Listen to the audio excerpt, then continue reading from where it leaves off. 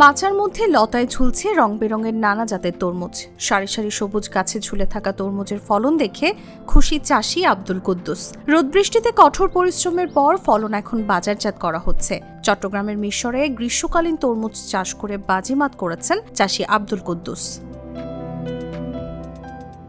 মাত্র ৬৫ দিন আগে আবাদ করা বিভিন্ন জাতের তরমুজ সূর্য ডিম, রসগোল্লা, বিগ বাইট, লিওনা, জাফরান, সুইট বাইট এবং কিং সুপার এবার বাজারজাত করা হচ্ছে। প্রতিটি তরমুজের ওজন ২ থেকে ৪.৫ কেজি।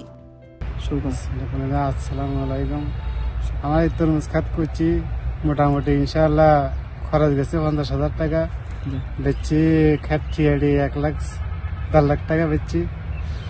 খুচরা বেচলে আরো বেশি বেচতে হতাম, খুচরা কথা বাদ। এখন মোটামুটি ইনশাল্লাহ সফল হয়েছি। সহযোগিতা করছে, আপনার কিছু টাকা দিছে, তারপরে বলছে সার দাবাই দিছে, তারপরে আপনার ফট দিছে, খাদ দিছে, বীজ দিছে, মানসি দিছে।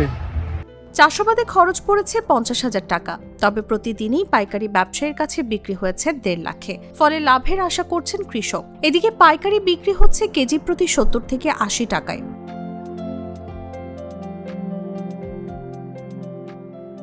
মিরসরে উপজেলা কৃষি কর্মকর্তা জানান, মিরসরে প্রায় ৮ জন কৃষক গ্রীষ্মকালীন বিভিন্ন জাতের তরমুজ আবাদ করেছেন। তরমুজ চাষিদের সর্বোচ্চ সহযোগিতা করা হচ্ছে। লাভজনক হওয়ায় ক্রমান্বয়ে গ্রীষ্মকালীন তরমুজ চাষি বাড়ছে। আমাদের এখানে সার, বীজ, তারপরে মালচিং পেপার, জৈব বালানাশক সহ আরও বিবিধ আর্থিক সহায়তা দেওয়া হয়েছে এবং আমরা এখানে অন্তত ৮টার মতো জাত দিয়েছিলাম কাজের শুরুতেই। তো যে ক্ষেত্রে আমরা দেখতেছেন আমাদের পিছনে পাশে, এটার আনুমানিক বয়স সম্ভবত ৬৫ দিনের মতো হয়েছে, ৬০ থেকে ৬৫ দিন। এটা খুবই অল্প সময়ের মধ্যে পরিপক্কতা লাভ করছে। এটার কারণ ছিল যে আমরা এই বছর আমাদের বীজ বপনটা একটু লেটে করা হয়েছিল। তার একটা বড় কারণ ছিল যে আমরা মার্কেট শেষের দিকে একটা মার্কেট পাওয়ার জন্য আমাদের কৃষকরা ইচ্ছাকৃতভাবে আসলে একটু দেরি করছে। তো এই জন্য টোটাল লাইফ সাইকেলটা, টোটাল জীবনকালটা কমে আসছে। তো সাধারণত এই ধরনের ক্ষেতগুলোর বয়স ৯০ দিন, ৯৫ দিন, ৮৫ দিন এরকম হয়ে থাকে আর কি। আমরা এর আগে আমাদের অতীত অভিজ্ঞতায় বলে অল্প সময়ে লাভজনক ফলন দেখে চাষিরা খুশি। আশা করা হচ্ছে ক্রমান্বয়ে আরও বেশি কৃষক গ্রীষ্মকালীন তরমুজ চাষে মনোনিবেশ করবেন।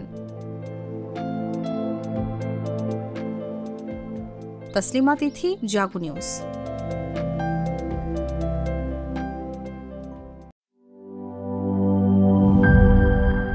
বান্ডেল থাকলে প্রতি সেনমানিতে টাকা বাঁচবে।